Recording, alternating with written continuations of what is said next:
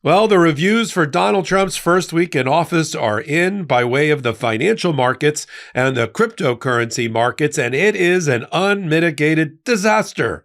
If this was a Broadway show, it would have already closed.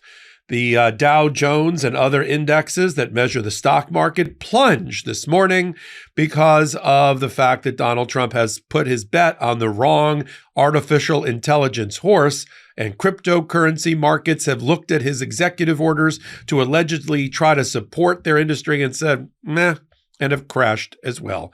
I'm Michael Popok. You're on Legal AF, the YouTube channel. Let's take a minute and see the real world impact of Donald Trump's policies. And we're only a week in. On the stock market side, Donald Trump has bet heavily on trying to make the United States the artificial intelligence capital of the world. He has set up a new entity along with some tech bros, what we now call the broligarchs, to try to capture the AI market, and has tried to have the global economy plunge as a result of threats of tariffs. Well, China has fired back with a cheaper version of artificial intelligence that threatens to destabilize the entire AI market. And the financial markets have responded, seeing Donald Trump trying to prop up an AI industry here in the United States, while China more cheaply captures the rest of the world. And now we've got the stock market and traders getting nervous, and huge sell-offs this morning, plunging the different indexes down 2 to 3%, which is a major sort of middle finger of the markets to Donald Trump, teaching him another lesson in global economics, which he likes to ignore. He thinks everything is America first. Well, the rest of the world has something to say about that, and certainly China has something to say about that. In addition, Donald Trump's cryptocurrency policies also got the raspberries by the cryptocurrency community. Donald Trump passed a series of executive orders buried in that pile of things he did last week, were executive orders in which he tried to kind of prop up the cryptocurrency market, one that he's personally heavily invested in, by establishing like a blue ribbon panel to give him advice in the next 6 months about what to do with cryptocurrency. They did not particularly go as far as the cryptocurrency market wanted him to, because he has not yet established that quadrillion-dollar cryptocurrency reserve, security reserve that he said he was going to, buying up all this cryptocurrency with hard-earned US dollars. And since he didn't do that, Bitcoin and the other cryptocurrencies have also tumbled. Look, we can measure Donald Trump's first week or first 100 days or whatever it is in office by how it impacts our lives and how it impacts the world as we wait for our opportunity at the midterm elections to throw the bastards out. So in the meantime, we got to look at the ups and downs, literally, of the stock market. And Donald Trump is a self-professed business genius, stable business genius. And he thinks all of his moves are the right ones. But you can't pull these many levers and pull the rug out from this many sectors of the world economy and expect things to go right. You can't threaten 25% tariffs all around the world, including against your allies, start a trade war by social media posting before you even get in office, and then don't expect the various countries, whether it be Mexico or Canada or China or the European Union or the rest, to retaliate in their own economic way. I mean, joined together, they can cause the United States a lot of pain. And in industries that Donald Trump is so hyper-focused on because they put money in his back pocket during his campaign, like the oil and petroleum business, big fossil fuel, the cryptocurrency industry, and the AI, artificial intelligence tech bros, or the broligarchs. Because of that, what we're watching is a warped sense of economic security policy by a president because he's conflicted because of his own financial entanglements. You know, we wanted a president. You should want a president that isn't looking at his own portfolio and bank account when he's making economic and security decisions for America, right? That's something that's sort of like basic. But we have a president that is so entangled in ethical conflicts that he has no interest in solving. Some of it was outlined recently in the New York Times, just so many different segments and sectors of the business and financial worldwide community that Donald Trump is invested in. And so therefore, foreign entities don't have to donate money to a campaign, which is illegal. They can just buy into one of Donald Trump's real estate projects, one of his existing golf courses, one of his meme coins, or one of his NFTs, non-fungible tokens, or his sneakers, or his Bibles, or his cryptocurrency platform. There's many, many ways to buy a president and to buy a piece of the president.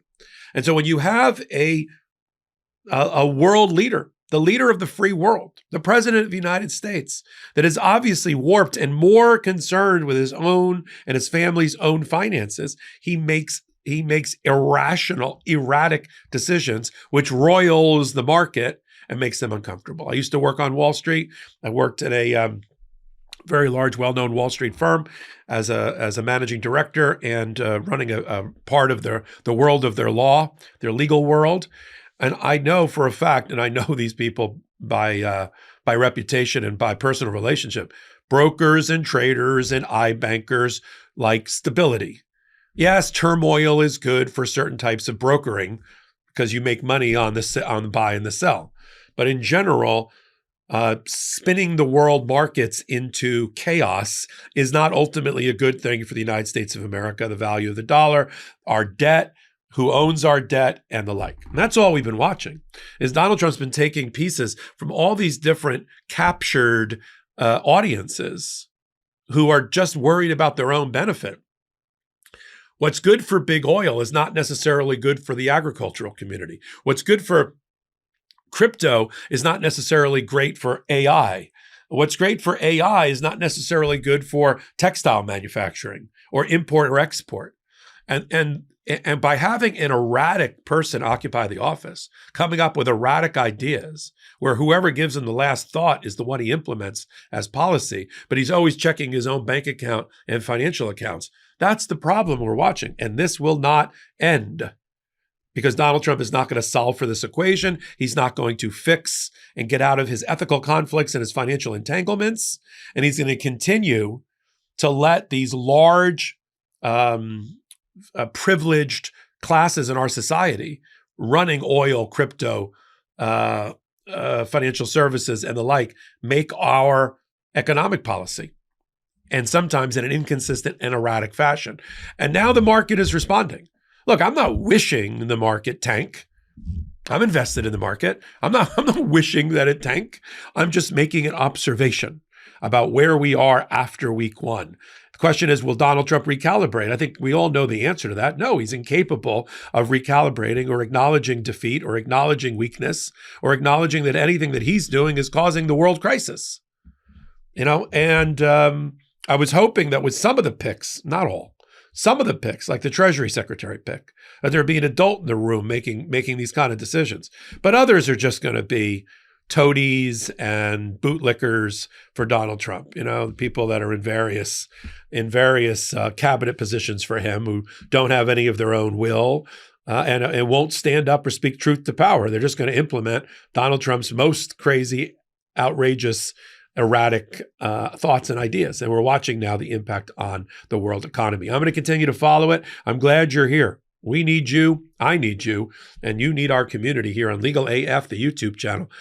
Take a moment, hit the free subscribe button, and help us get to 500,000 before our half birthday. We're almost there. We're getting there. We're about 430,000 already in about 4 months' time. That's all on you. I'm curating here. Got some big news coming up here on Legal AF World. I'm onboarding about 7 or 8 new contributors that are going to be doing regular videos on a weekly basis here on Legal AF, along with the group that you've come to know and trust: Tina Dahl, Karen Freeman Ignifilo, Shan Wu, Alex Aronson, Lisa Graves, and myself. We're bolting on a whole nother group that I think you're going to find fascinating and interesting and entertaining all at the exact same time. And then finally, I got a big new announcement.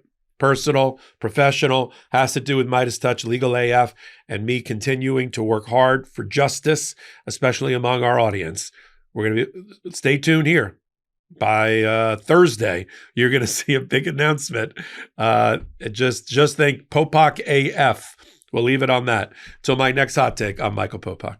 In collaboration with the Midas Touch Network, we just launched the Legal AF YouTube channel. Help us build this pro-democracy channel where I'll be curating the top stories at the intersection of law and politics. Go to YouTube now and free subscribe at Legal AF MTN. That's at Legal AF MTN.